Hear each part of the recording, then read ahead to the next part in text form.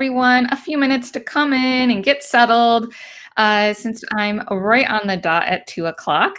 So while we are doing that, I just wanted to let you know I'm super excited about today's guest. I have Lauren and Rachel of Sweet Root Village with me. Super excited, guys, because we're going to talk about organization, hiring, and scaling your business, and answering other flower questions that you guys have sent in. Or if you have any questions during the show, we'll try and get to those too as well.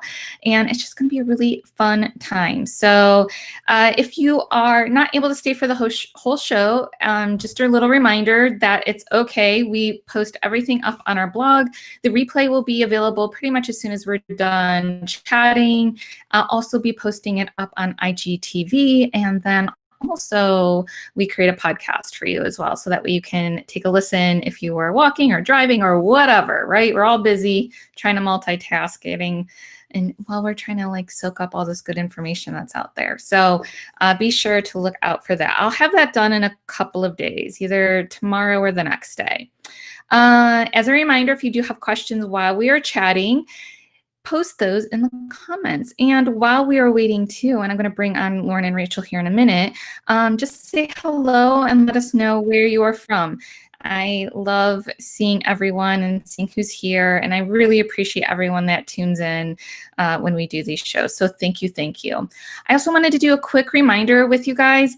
I don't know if you shop online or not, but we at Mayesh.com, you're able to shop for flowers online. We have Mayesh Direct Box Lots. We now have Farm Direct. A couple of our branches have Live and Local, which is a really exciting program as well. You can find out all about those things. But right now, I just wanted to make sure that you know about our cyber sale that is happening. It launched on Monday for Cyber Monday. It goes through December 11th because we just don't want to do a sale for one day. We had, I think, about 5 products that were on sale at 10% off. I think we're down to 3 because it's while supplies last. And then next week we'll have a whole nother fresh batch of products. So take a look at that. I'm going to put the link in so you guys can take a peek and check it out, because we all like to save money, right? Especially during this time of year. And that's it. Let me bring on Lauren and Rachel. We're going to get started, guys. Hey, ladies, how are you doing? Hey, we're doing pretty good. Awesome. Thank you for coming on the show. I'm so excited about this. I was mentioning it to Rachel yesterday that we're kind of, always kind of in the same circles. I see you guys all the time. We've done blogs together and things like that. So I'm just really excited to have you finally on the show. Thank you so much. Yeah, we are very happy to be here. So fun. Yay. And just before we get started, can you guys just take a minute and introduce yourselves and tell us a little bit about your flower story? Because, we all love to hear, I think, that piece of it. Totally. So I'm Lauren. Rachel. We answer to each other, though, too. So we're a package deal. It's fine. I love it. We've been in business for about 10 years. We're a floral design studio located in Alexandria, Virginia, right outside of DC. So pretty much the DC market for weddings and events. Our flower story was kind of by accident. I always loved flowers. We met in college. We just wanted to do something fun. We did her wedding flowers, another friend's wedding. I was working at a retail shop at the time, and we just honestly started a blog and a business and just went for it. And here we are a decade later. And there's a team of 6 of us full time. We have a 3,000 square foot warehouse. Pre-COVID, did about 70 to 80 full service weddings and events a year. Looks a little different this year, but doesn't it for all of us? Yeah, so that's us. That's our quick flower story. I love it. So what were you guys going to school for originally? My degree was in sociology. I just planned on being a teacher, like a school teacher. Yeah, and I was graphic design. Went to art school. Ah, cool. All right. Yeah, that's so fun. I feel like everyone, so many people have accidental floral stories, I feel like. So that's really neat. I know Sean Strong was going to some type of biology or something totally crazy, and then he ended up doing flowers too. So I love hearing that's the most extreme one that I know about. Yeah, there's actually two people on our team. We've had several that are either in have gone towards medical or criminal. No, like law enforcement. Law enforcement, Yeah. and have moved to flowers like on our team. Yeah. It's really interesting how there's, I guess, part of your brain maybe that leans towards something beautiful and creative like flowers. Maybe. Yeah, I know. Like at our workshops that we've done, we always have like a very wide variety of people, and we'll get some people who are wanting to get into the floral industry and start designing flowers. So we'll have lawyers and teachers and like corporate people like that were working at Nike, you know, like just crazy stuff. And it's like, okay, cool. I'm off. This is great. That's one of the reasons why our industry is so cool. Oh yeah.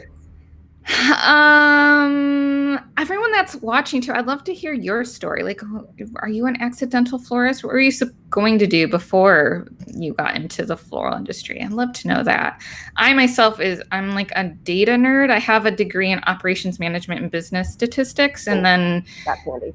Yeah, ended up in the floral industry because of my husband. He grew up in it. He was an accidental. I was, though, more or less. Yeah, and then that's how that worked. So it's very interesting. That is cool. Yeah. So I know you guys polled your community and just to come up with some topics for today that included organization, hiring, and scaling. So I just wanted to get started and dig in a little bit. Guys ready? Yeah, do it. I hope so. All right. So first up is, especially with there being two of you, how do you guys stay organized? It's a simple but big question. Yeah, the answer is technically simple, and it's just very active communication. Yeah. Very active communication. But yeah. We share one email address, which we've done from the very beginning of our business. And we've gone back and forth. We used to have like one main email, like some people have like info@whatever.com. And then we had our individual ones, but it got really confusing because some people would email our individuals and then we need help responding anyways, or they get confused about which person they should email. So we switched to having one inbox, which was very helpful with two of us.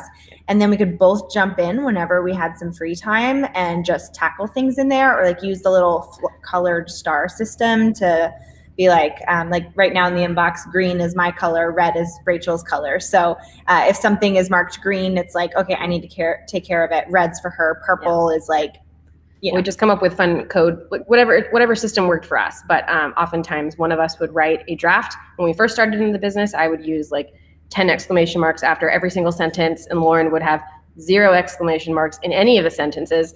And so I would write an email and be like, okay, this one's ready to res, read, edit, send. First he would read, edit, send, and take out most of my exclamation marks, leave a few, and then I'd read, edit, send hers by adding a couple to or adding a, how you doing? Because she'd be like, all right, and then the business, and I'd be like, she brightened my emails up. I softened, toned hers down. So a good partnership there. But yeah, that was nice. We did come up with that code word, res. It's like all caps res. So it'd be nice if we're texting each other. It's late night. Like, hey, I know you're about to go to sleep, but there's an email for so-and-so to res in the morning. Read, edit, send. We did come up with it. We did. Right. We're smart. Lots of communication. We also are fanatics about our inbox. And I know it feels like it feels super, like I'm sure there must be some complicated programs we use to keep ourselves organized, right? A lot of it comes down to clearing the inbox every day. Okay. We don't always have an empty inbox at the end of the day. But if it gets above 30 or 40, we start to minorly panic. Yeah. Every day we end up with at least 13 or fewer. Isn't that like our cutoff? Yeah. It's like 13 or fewer emails in the inbox, we can go to sleep that We night. use it as our to-do list. So we send ourselves, half the emails are usually from ourselves. Be like, don't forget to do this, check in with so-and-so. Like when things pop up in our brains, the things that would keep you from falling asleep at night, you could email them to yourself and then done. And then we can talk about them in the morning, or like, hey, the email that I sent last night, this is what that was about, but at least we remember. So that's really helpful. And then we use one program, which I think called Streak for Gmail. And I actually do think it is streak.com, even though that feels like a suspicious place to go. But it is a great plugin. There is a free version and they have some paid versions now. We use the free version.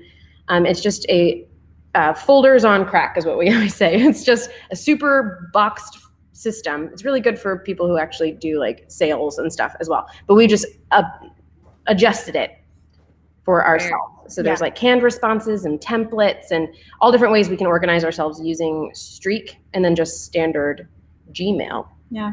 Very cool. So Streak is like, so we've talked about CRM a lot, I feel like in the past. So this is, I'm looking at it now. I put the link in the comments for everyone so they can check that out. And that looks really cool and definitely a nice, easy, free way to have some CRM because that is so key and definitely staying organized and being able to be efficient when you are responding to your 30, 40 emails that you probably get a day. I mean, we usually have a lot more emails than that a day, but we think of the inbox as like, did you already say this? If it's in the inbox, it means it has to be still have to be dealt with, taken care of. Like as soon as we reply to somebody's email or take care of something, we immediately archive that and it goes like into their box, which is like a folder in Streak. So if it's still in the inbox, it means this has not been taken care of. We don't like reply to an email and it just stays in there. I feel like it's kind of like your home. If your home is cluttered, if your inbox is cluttered, your brain is cluttered. Yeah, so your inbox is your business brain. Like it is the brain. Like without our email and our calendar, we would be a mess. So it's super important for us to stay on top of it. So if we're organized there, we feel organized in the rest of our business and our life. So really like everything comes right back down to the inbox. Right. It is. It's true. No, that's great. I think that's amazing. Very good. Are there any other tools that you guys use to stay organized?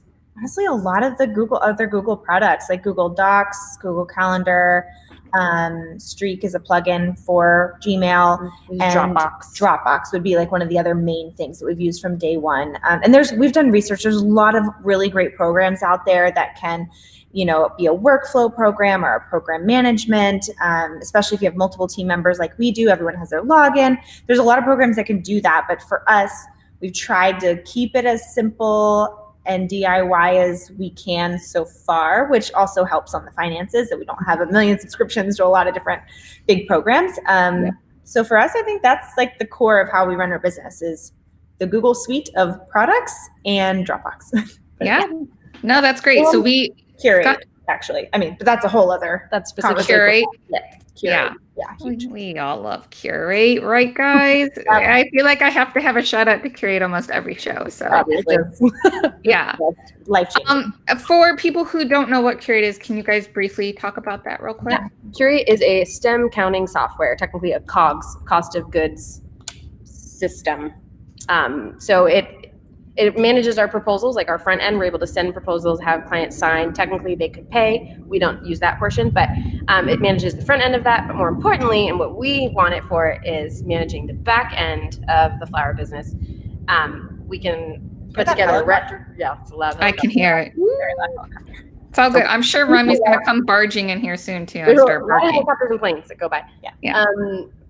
We manage recipes, so we can build out their recipes to have accurate pricing and really easy, like one click, here's your flower order for this entire event, and here's your one click, all the recipes you can print out for your team to execute your event.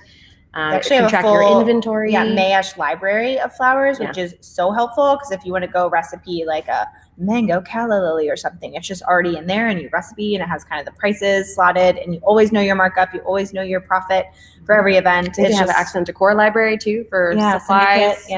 All kinds of stuff. So it's really has been a life-changing program. Before we were doing everything by hand, writing down recipes. Spreadsheets. Lauren was bringing things into spreadsheets. Sometimes a whole column would get lost and we're like short by 100 spray roses or, 300 it eliminates a lot of, like zero. Yeah, or if we lose a client folder, we'd have to sort of rebuild out the recipes based on, like we were carrying around client folders home, back to the studio, like to do things from home.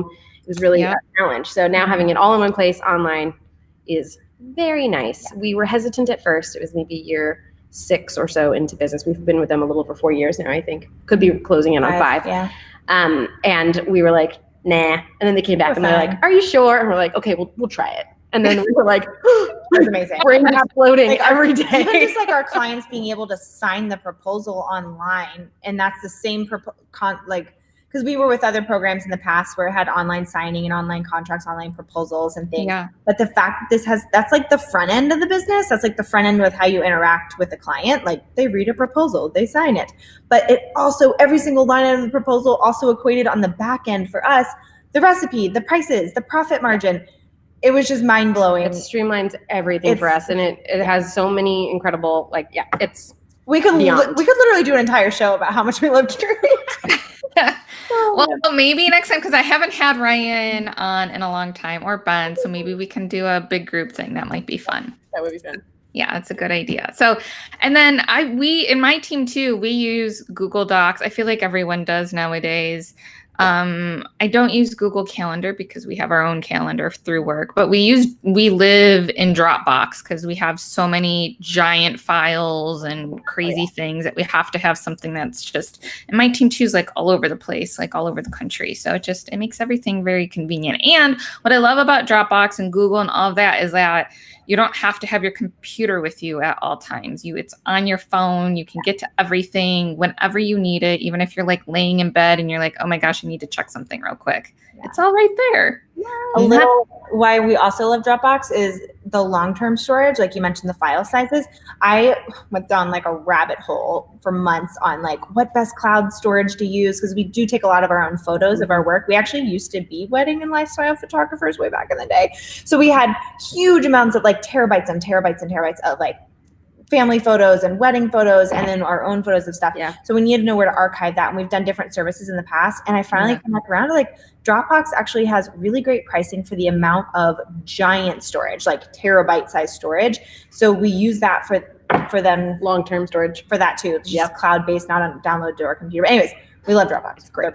Yeah, exactly. It's so good. So good. I love it. Anyone have questions about organization? Drop them in the comments. You guys are kind of quiet today. I wanna hear something from you. In a turkey coma from we're all easing back in. Chilly here in South Florida. I don't know if it is. You guys are cold. In the 40s, Up north is like crazy. Cleveland, our branch in Cleveland had to like close early because the snow was so bad. So I feel like it's just chilly and cold and everyone just wants to be quiet and cuddly, I guess. I mean, I have a sweatshirt. I had to wear tennis shoes yesterday, guys, to soccer practice, and that like never happens. I'm in flip-flops 24/7. So yeah. I can see someone asked how much does Curate cost. Honestly, I think I would reach out to them because they have different levels. You don't have to buy every single feature. What I do like about them is you can break it up and say, oh, I only need the proposals and the STEM counting. I don't need the inventory and I don't need XYZ. So I think they kind of customize the price based on how you built it. I will say it's not necessarily the cheapest program that we've ever come across, but it by far, I think, outweighs like the pros and cons of just how much it offers. So I would reach out to them and check. Yeah. And they're all great people. Everyone that works there is amazing. So they'll be super helpful. And I put the link in for you too if you wanted to check that out. Lynn says it's raining and dreary in Tulsa. Sorry, Lynn. And then Chris says hello from Houston. It's cold there too. I know it's chilly. I know Michelle's in Tampa. Chilly there. I know it's like crazy. We were worried we were going to have frozen iguanas on the ground. Like, you know, they like all the lizards like freeze when it gets too cold. Right. They don't like the cold or any coolness. And there will be like a weather advisory that you have to watch out and make sure you don't get like hit in the head by like falling iguanas. It's very funny. Yeah. No, it's raining iguanas. Yep. Fun stuff, guys. All right, let's move on to hiring. What tips do you guys have on how to hire the right team? April sent in a question, and I forgot to read hers about organization, but I think you nailed everything that she had that she wanted to know. But in terms of hiring, she says, any tips for hiring, training, and retaining designers/helpers? I would like to build up my team so that I can delegate the workload. And just to give some context for everyone else who doesn't have my show notes in front of them right now, April's entering her 4th year in the business and has a full schedule for next year. So she's definitely looking to grow. So that's awesome, April. Yeah. We had a leg up, I guess, by the fact that there was 2 of us. So we didn't have to hire really anyone for a little while because we already started with 2 people. Granted, we still have to do 2 times the amount of work to make enough to support 2 people. But I will say retention, we learned really early on that we couldn't really handle only doing part-time people. That was too difficult. People wouldn't stay. We weren't grabbing anyone that we thought was a good fit for us. Well, we started with part-time. We did, only for a few months, and it quickly became full-time. And then anyone else from on there would start part-time only just for a few months before went right up to full-time. It was sort of like a way to test the waters to see if they're a good fit for us, we're a good fit for them.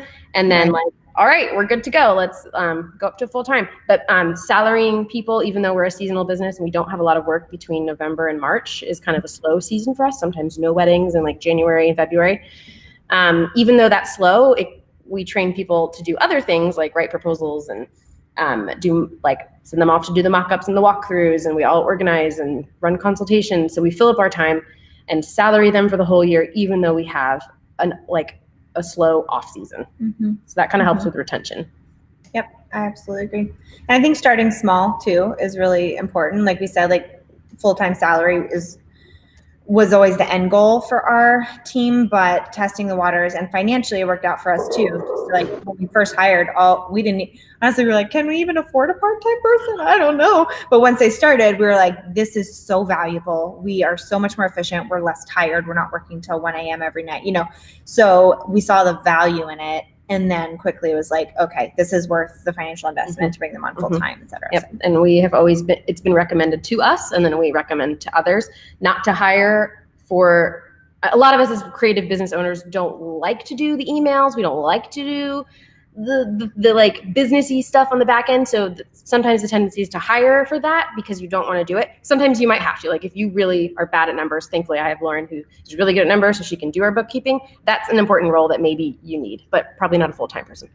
The tendency might be to hire someone to manage your inbox or hire someone to do your social media, things like that. We always recommend you hire somebody who does actually the on-the-ground work, learning the back end of designing flowers, leading events, proposal writing, that stuff actually helps you grow.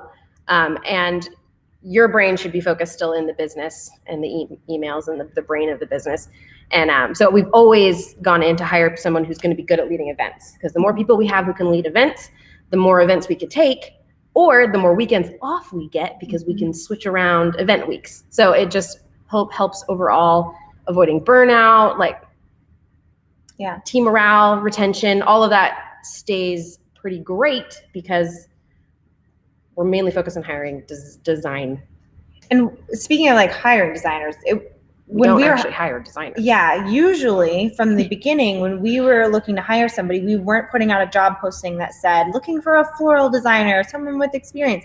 Most of our staff, it doesn't speak for every single person, most of our team has come in with little to zero flower experience. Maybe they helped a friend's wedding once or twice, or did some, decorating for friend groups or something. But usually we've found the best result from finding people who fit the personality, personality-wise and work ethic-wise, looking for people that are just really hard workers, know how to just MacGyver themselves out of any situation, always say sure, yeah, I'll figure it out. It's like the person who's planning all their friends' parties and helping to wash all the dishes afterwards. It's like the go-getter who's a little bit of a people person to an extent, hopefully. Who's just has some of those leadership, glimpses of leadership qualities and responsibility and loyalty. And we found that Enneagram 6s are wonderful. Enneagram 6s and 9s and 2s. We have a lot of those. The occasional 7s. 7s are good. And then Lauren's the 1. Every business should have a 1. So we go very far. We should have a 1. Write do a whole podcast on how to build your team based on the Enneagram. So I think that's important because you can teach floral design skills. I can teach someone how to wire a flower, tape things, make an arrangement.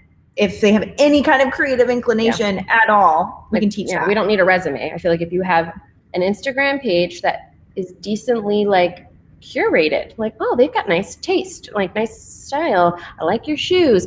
You can already tell they have an If they artful fit your- sense. Yeah. You'll see for like every brand and every business, there's a style, there's a brand identity, there's just like a personality even, and just drive. I think that like vibes with you because you're going to be around that person all the time. They're going to be representing your business. And a lot of times your business is representative of who you are as a person. So I think just looking for a good fit with all of those categories, and honestly thinking about the floral design skills as the last qualification, as long as they have some creative bone in their body and they're interested obviously in that, you can teach that. So Very cool. So do you guys have them take the Enneagram test? Yes.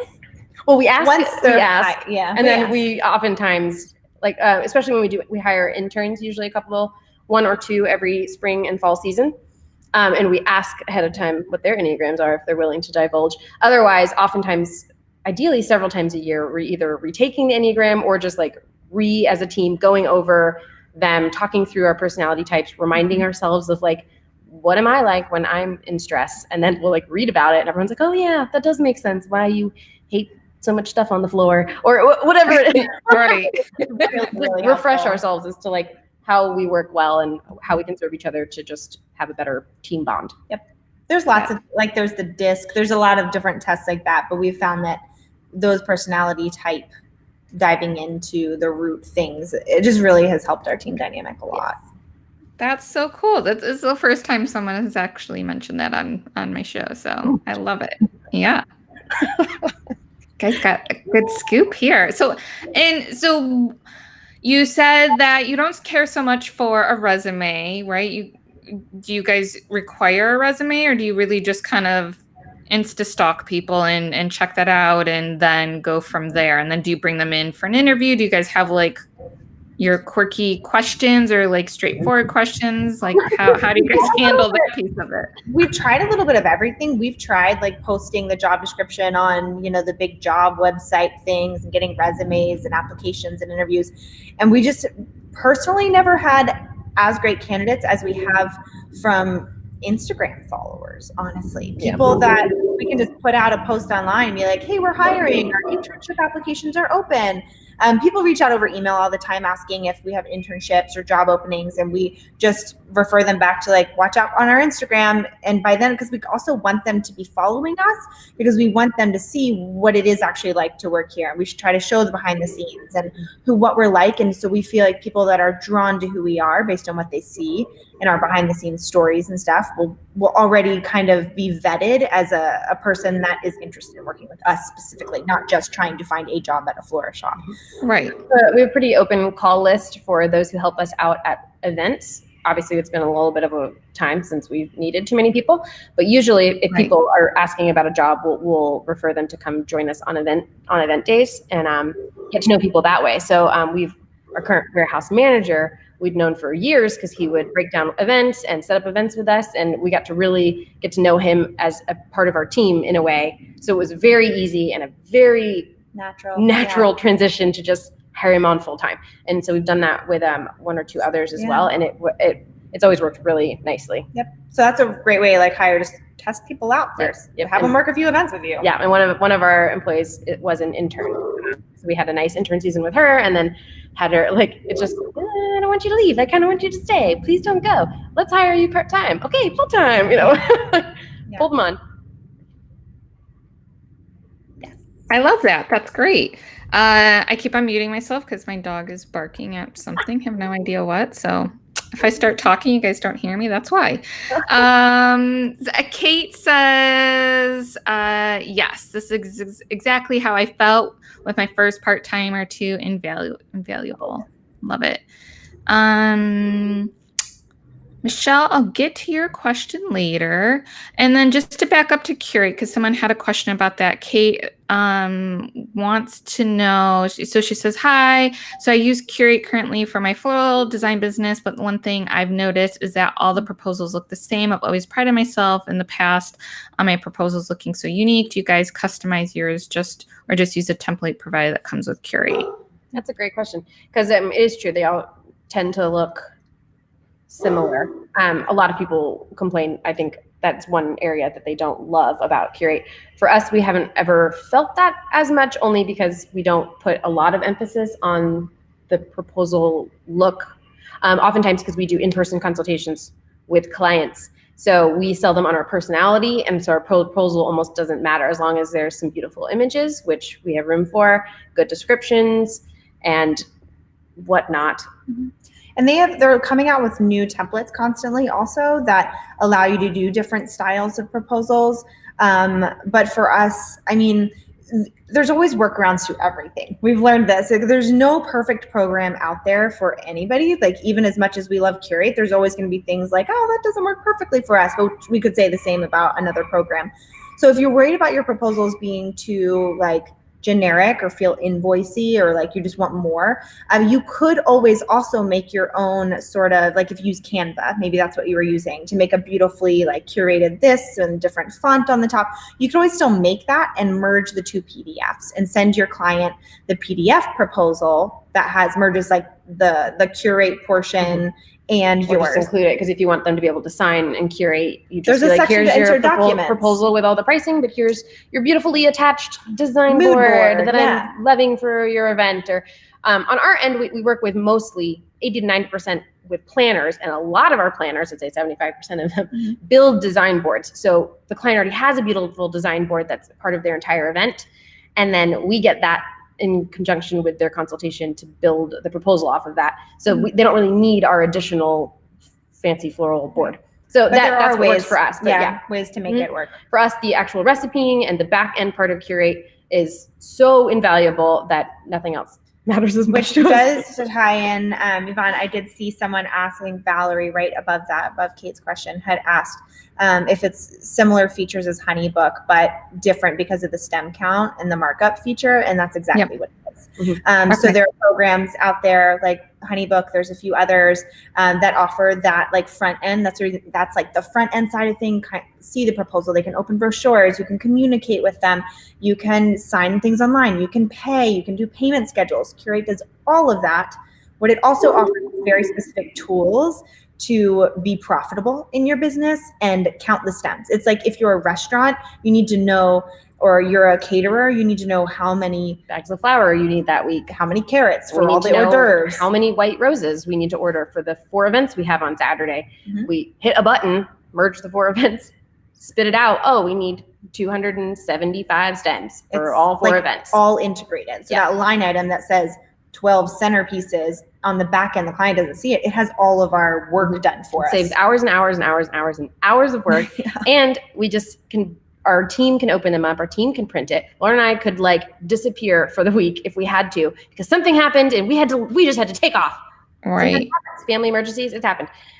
Our team could tackle the entire event. We wouldn't have to check in at all because everything has been predetermined and pre-built, and they just have to print and execute. So that's a pretty powerful thing to like have that flexibility. Indeed it is. Kate says the automation of stem counting was a game changer for me. Totally agree. Us too. Very good. Okay, so when you asked for questions, you were also asked how to scale your business without losing brand identity. Apparently, people want to know more about that and get your guys' thoughts. So what steps do you guys suggest to achieve this? Well, it's funny because I feel like our brand identity has been all over the map in a way. I don't think maybe other people would see it this way, but I mean, most businesses, there was years before I think anyone even knew who we were or like at all. And then even still, it was growth after that. We spent the first, I feel like, solid 5-6 years just trying to figure out exactly who we were and what we wanted to do. I think now we can look back and say that we are the brand identity in our team and like what we build, I think, as people versus a certain color and a certain aesthetic or our specific work. Right. Our brand has become us, I think. So that actually helps because we used to be full-time photographers, both of us. We'd photograph the wedding and deliver the flowers and then clean up after and coordinate. And like, coordinators I was like, too. I'll do invitations because I did graphic design. And she's like, you were really handy with some feathers and veils and beads. And she made these really pretty things. And then what else did we do? I forget. We did a lot. I think we had the words "and more" on our business cards because we just thought we could really tackle the world. If it didn't involve food, we had it. Yeah, we basically wanted to be like the village, classier one-stop shop sort of thing. And then later down the road, realized that actually wasn't who we were. So we had like 8 different logos in the first 4 years. Like we kept all the old business cards. So It's really fun. I mean, our brand identity, there's no way to, also we scaled our business by, I know that sounds so cheesy, and like our brand identity came to fruition and we scaled our business both by just being ourselves. And I know that sounds so cliche, but it literally was like every time an opportunity came to us to grow our business, or we even had an opportunity to do like some major merger that was going to bring this much money in and all these clients, and we were like, let's do it. This could, open up so much doors, and it didn't happen. And after the fact, we were like, wow, so glad that didn't happen. So that didn't happen. That really wasn't us. We were doing it because we thought it was like, oh yeah, this is just a logical step in our business to scale and to sell and to, and we're like, that's not actually us. And we started a business because we wanted to be able to do what we wanted to do and what we love to do. So we then decided that from here on out, every decision we make in our business, as far as growth or a new opening, like new department or new direction or new pivot, needs to be something that we personally are passionate about. Even if it's just one of us, that we have, like, that we're excited about, not just because it makes sense, because a lot of life you just have to do because it makes sense, because you're a grown up and you just have to do it. When you own your own business, for the most part, you can do what you want. And we already have to do our finances because it makes sense, and we have to like keep up a blog and Instagram because it makes sense. Really, that a lot of that is fun. She likes crunching numbers, and I like posting to Instagram. It's fun, but like there's already parts of a business that are the 20% that you don't like to do.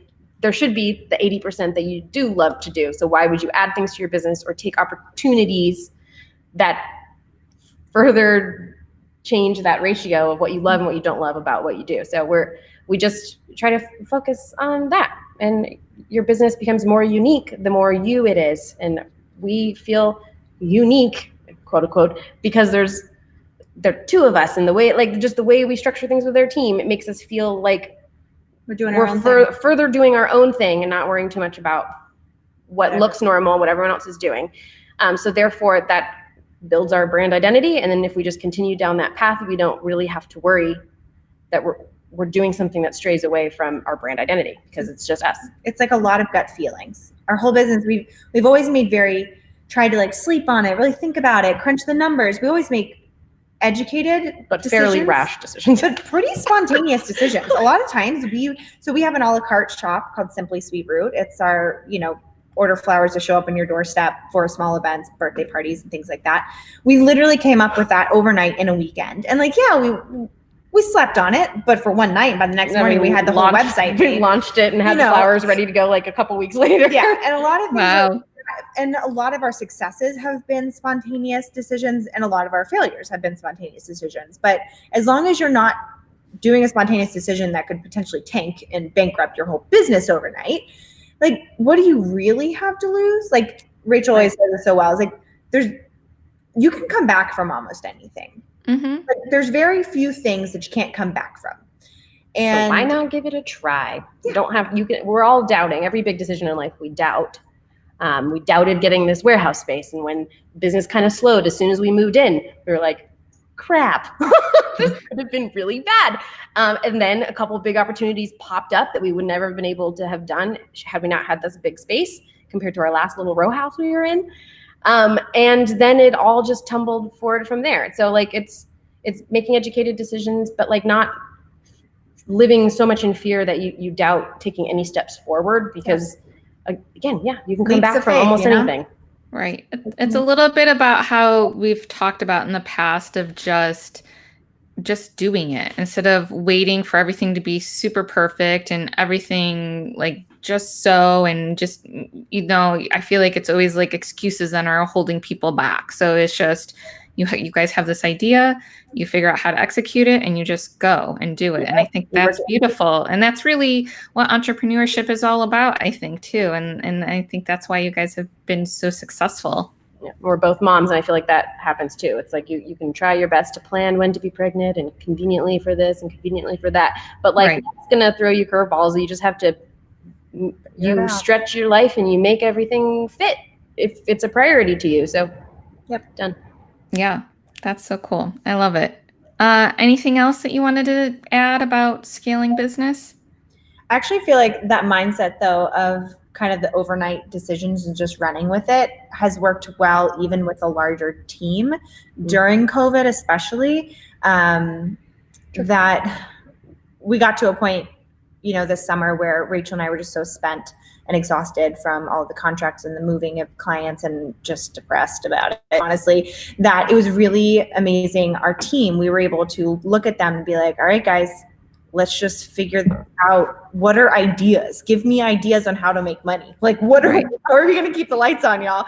And everyone, we just gave them the freedom to come up with an idea, get the overarching green light from us that it fits with our brand and I don't see any major issues with it, and then just make it happen. I need to be hands off with something for a little bit to manage. We needed to manage some of the fallout of the business and the clients moving, but we knew that our team had the confidence to just run with it. And there've been a few ideas that have stuck, and I think that has just worked well for us to just try it. That's great. So you empower your team too. So I think that's amazing. I think that's important as well. I have some questions here.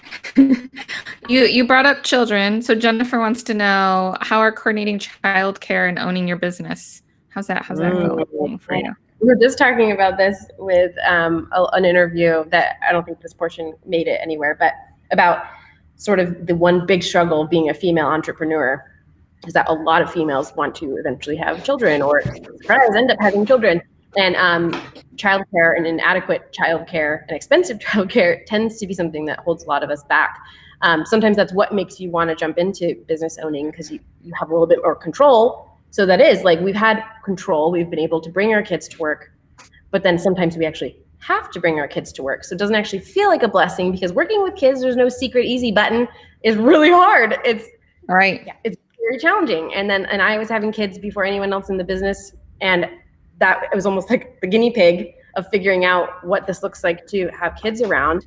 And it's not normal for most of us. If anyone was working in corporate beforehand, it doesn't feel normal, and it's really distracting and it's difficult. So it's been a challenge. And then you got to throw in virtual school on top of it too. So now it's legit homeschooling, and I've got a preschooler in virtual school, which virtual school was too complicated, so I pulled them out to homeschool, kindergarten and third grade. But so yeah, it's a challenge. I do think a really good support system, if you have it, so that's a challenge, but a committed partner who knows this is what it takes and is supportive of that, or committed friends or family, or neighbors. Maybe there's a whole neighborhood collection that bounces kids around and takes care of things. I know everything's a little more difficult now with COVID, but having that support system. It can even be other entrepreneurs. If you don't have family around, or a friend group that understands your lifestyle in the event industry, because not all friends do. They don't understand why you have to work every weekend. And you can't come to all the barbecues. But you could even hook up with a few other wedding vendor type friends and coordinate schedules and be like, hey, I'm going to try and do all my client consultations on Tuesday, Wednesdays. What if you do yours on Thursday, Fridays, and we swap childcare on those days, or share a nanny who can do weekends. But our friend Amy Nicole, I've dropped both my kids off she's got an epic backyard at her house, and she lives not too far away. So I've several times dropped my kids off for the day, and they just play in the backyard with her son, so that I can go work, because she's like, hey, I'll take them one day this week. You need some help? And I'm like, yes, I do. Thank you very much. So there's no perfect answer. Everyone's life situation is different, but we just make it work, and we don't always have childcare. Sometimes they come to the studio. We've had kids in the business for now 8 years. 8 years. 8 years. Oh my gosh. Okay. Yes. 8 years we've had kids in the business. And for most of that, we have not had professional childcare. It's just, we figure it out. Yep. And sometimes all the seasons there were seasons where four or five of us at the studio were pregnant. I think I was the only one that was not pregnant currently. So babies were popping out right and left. We will wear them while we work. I have brought my infant son at 3 weeks old to a wedding. I wouldn't recommend, but I did it. You can behind the scenes, they bring them to walkthroughs. Now we've had parties in the past with fellow planners, and because we're such a kid friendly, it's not kid safe, but it's kid friendly. We like kids, but there's a lot of glass. Right. Sorry. Yeah. Sharp things. A lot of sharp things. They bring their kids. Like they've had a couple show up with their babies, and no one really questions it or asks. They just assume, like, yeah, of course, just strap your baby on and grab a station and make some flowers. Yeah. It's just what happens. I love it. So good. Yeah, us mamas gotta just figure it out and make it work and do the best when it isn't even working very well. So people on the planet. Yep. It's really hard, and sometimes you're literally figuring it out day by day. Like those are the stressful times when it's like, crap, I forgot to make a plan. What is even my plan this week? I can't have the kids tomorrow and I can't have them this day. And then you like put out a text to like 20 people like, hello, do you happen to be free to babysit? That happens. And sometimes you're living like that for months. And it's really stressful, but it happens to all of us that are moms and have kids. It's normal. Yeah, it's very good. Someone also asked, been thinking about adding an a la carte side of the business. Has it been a good thing? And kind of piggybacking off of that, Carol asks about like, if you guys want to share like what platform you're using for your online store, and do you offer a flower subscription service? And if so, what program do you use? A whole bunch of questions around that part of your biz. So we implemented this 3 or 4 years ago. I forget always, but we use Shopify. So we have a Show It website with a Tonic Site Shop template, and then used Shopify just for the additional portion of this a la carte shop. We don't currently offer subscriptions, but we had plans to maybe start. Maybe we will again in the future. Don't know. We've like brainstormed it, something we're open to, but I think we would have still used Shopify. The Curate is actually building out, they have already built out more of a daily delivery flower order section. And they are, what I love about them is they develop things really quickly. So I think they are continuing to develop that to maybe even work for subscriptions. So because you can, that's already a part of our daily process and the recipes and the flower ordering, we'd probably do subscriptions either in Curate or Shopify or figure out. Honestly, if it's like a test system, if it's a new like COVID pivot that we're just going to try, we don't usually invest in like a brand new program to run this whole new side of our business. We like makeshift it at first and use spreadsheets and just start it and see how it goes. And if it's something that is profitable and we like and we want to maybe stick it around, then we'll research into like a bigger program or integrating it into, Shopify or Curate or this or that and pay for something. But in the beginning, we try to keep our costs low on any new business idea. Yep. And the a la carte shop has been good. It hasn't been like this life-changing additional cash cow like on the side. I don't think we're already putting so much energy into our current business and custom floral and large scale events. It's difficult to make something else as successful if you don't put as much work into it. Mm-hmm. So we don't put as much work into it. We don't put very much money into marketing it. We just kind of do what like the base minimum and just kind of let it sit there. So I think there's a lot of potential. We just haven't ever pushed it to where it could be, which is a goal. So maybe one to be determined. But it's not losing us. It doesn't so far, lose lose any money. It's depending on how you recipe things. It's not too annoying. It's been good. Yeah, but that's probably the biggest tip is to make sure if you're going to do it the way you could just check it out, simplysweetroot.com. One of the biggest things is paying attention to your recipes and making sure you're not putting arrangements up on your site that have tons of leftovers. You can't maybe have 20 varieties of flowers in it. Yeah, don't put 6 types of roses, even though the color palette is beautiful. But if you only need a couple of each one and someone orders one arrangement and then you have 20 left over of like 5 different roses, then that's a problem. That's going to lose unless money. You have a retail shop that you can use that in. So I think there's a million ways to adapt an a la carte shop. It wasn't like an original idea. A lot of people do it. So you just have to kind of figure out what works for you, your market, your business. And again, start small. Like if you are, what? Yeah, I was just recommend just making pieces that suit your style, because we started and we were like, let's make what we think people want. Again, staying true to you. Make pieces you like and you want to make all the time. We're used to like making a piece and it goes out the door and we never have to see it again. So having suddenly a shop that like you have to make the same piece every time somebody asks for it, make sure it's something you want to make. Yeah, and don't launch like 10 collections. When you first do it, start like here's our 3 initial collections. Yeah, because you have to photograph the things, you have to make the samples and photograph them. So you have to kind of go into the hole to even start it. So don't overshoot it. Just test the waters. Yeah. Good. There was a question earlier about any tips for someone who's just starting in the floral business. And I know that's a really big question, but maybe just a couple of things that you can let Michelle know. Good question. I know. My first purchase ever was QuickBooks Online, because having our finances being really on top of finances. Yeah. This will be a well-oiled machine, so she can track everything that's ever happened financially to our entire business, all the way back to the very beginning. And spreadsheets work. Spreadsheets do the same thing, but having something like QuickBooks, and I always actually have been programs like Honeybook, Curate, all these things offer analytics and reports and things, but I've always been really strict on keeping our bookkeeping in a whole separate program like QuickBooks. There's a few others out there.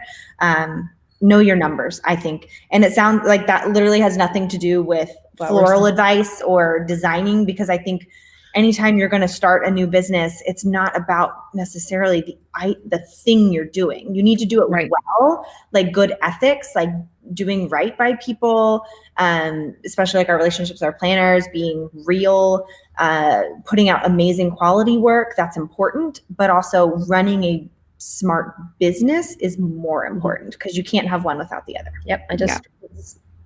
Starting a business is different. If you want to do it, anticipate that at some point down the road, you will not be doing very much of the thing you started the business trying to do. We make a lot of flowers, but when our team does a lot of it, and we are actually running the business. Yeah. We're in it still a lot, but that is the idea. If you're building a business, you end up doing most of the stuff that involves running it versus doing it. Which is not always fun.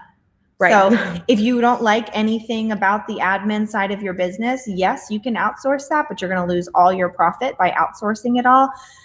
So I think it's also like really important to analyze, should I be running a floral business or working for a floral business, someone else's necessarily. But anyway, so I think just knowing your numbers, always trying to be better, educate yourself, practice and play. I think stay inspired. That's really hard. If you're not staying inspired, it's easy to get down in the dumps. Yep. Yeah, no, that's all great. And I think talking about the business piece is so key, because we see a lot of people that come into the industry new, they come to us to set up their accounts and they don't even have their business set up yet. Like they don't even know what a resale license is. They don't know how anything works. So I think, yeah, just digging into how to start a business, not necessarily a floral business, but like learning all those key aspects, and definitely learning about the accounting piece and what you need to do and how to set up your company, and all of that is really important to kind of get that straight and right. And that way you don't have to worry about it down the line and be like, oh my God, I didn't realize I had to do that. And you're like 6 months in. Yeah, exactly. Very important. Yeah. We have a few other questions. We'll see if we can get through them. Lynn asked, you guys brought up COVID a little bit, right? Like in the word pivot. So Lynn is asking, have you adopted from scaled down events? If you have, and have you created any new products to increase your business in light of COVID? And April's kind of asking the same type of question as to how you've changed your business model.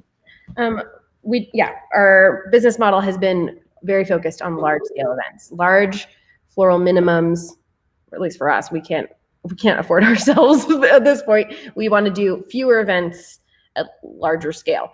Obviously, since we pushed that direction, COVID destroyed our year and almost our business and our morale, because it basically cut out every single event. And so that's been difficult. So the idea was to basically go backwards. We try not to think of it as going backwards, but like pausing where we are, taking a step back and acting like we're still at year like 2 of our business. And then eventually fast forward back to where we were, hopefully. So yes, we immediately implemented micro event options. So we put together 3 little packages, because we started getting a lot of requests for like a singular bouquet and boutonniere, or 2 bouquets, or whatever that looked like, which is difficult for us because we're not a retail shop. Or like it would be a little too expensive to just do 1 bouquet, expensive for the client, or we would have a lot of waste, because it's hard to make a bouquet out of, and what's the word? A good amount of flowers without waste, blah, blah, blah, blah. even to make enough profit off of it. So we built these little packages so that we'd have sort of a baseline for intimate weddings. Like, sorry, you just want a bouquet and boutonniere? Surprise, you're also getting a really pretty floor installation that you can then also keep, and we'll keep it easy on our end and just drop it off for you because COVID or whatever. Yeah. So just try to find like little ways to adapt that are still in line with our brand. And we've tried to do some little pop-up markets. We've thought about lots of things. We have like a 6-page single space document on ideas, and whether or not we have enough time or brain power to implement them, we're just constantly thinking about like, oh, what about this? Maybe we sell wreaths for the holidays. Maybe we do this. Maybe we put extra items in our a la carte shop, which we did. We added, we used to be just flowers. Accessories. Yeah, now we have drop shipping items in there. So honestly, nothing was off the table, but we just made sure anything we did pivot felt still true to us. And we're also going forward post-COVID, if that's even a thing. It's going to be there forever, right? Yes. Yeah, if there's such a thing. It's just keeping an open mind on what might stick. That like we might not just go back to the way it was as far as what our business looked like. We might keep these pop-up markets and do them 4 times a year. They're really fun. They're exciting.